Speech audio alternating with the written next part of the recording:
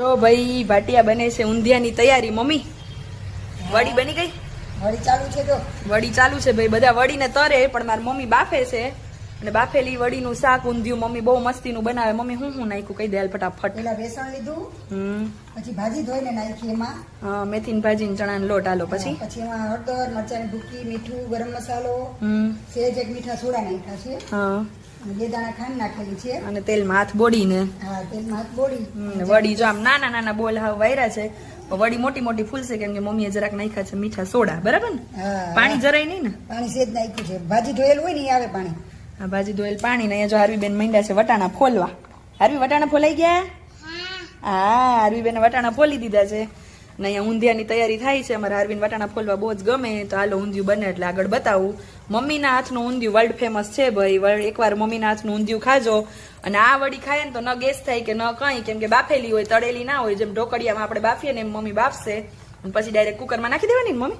પછી શાક બની જાય ને પછી નાખવાનું. શાક બની જાય ને પછી નાખી દેવાની. એટલે તળેલું ના ખાતા હોય ને ડાયટ કરતા હોય તોય આ ઊંધિયું બેસ્ટ છે.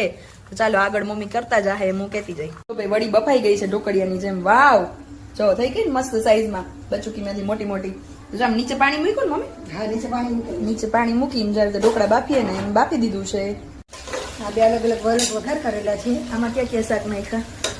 વાલોર, ગુરુ અને ફ્લાવર, કોબી ને વટાણા. તો વટાણા એડ કરું છું હવે એમાં. ફ્લાવર, કોબી, વટાણા, વાલોર, ગુવાર એ બધું આમાં. ગુવાર બટેકા લો. ગુવાર બટેકા જો અહીંયા નોખા વઘાર્યા તેલમાં રાઈ જીરું કરીને નોર્મલ આપણે વઘારીએ એમ જ. બરાબર ને? હા. એક કુકરમાં ગુવાર બટેકા અને એક કુકરમાં બાકી ઊંધિયાનું બીજું બધું શાક. વાલોર છે, કોબી, ફ્લાવર ને વટાણા.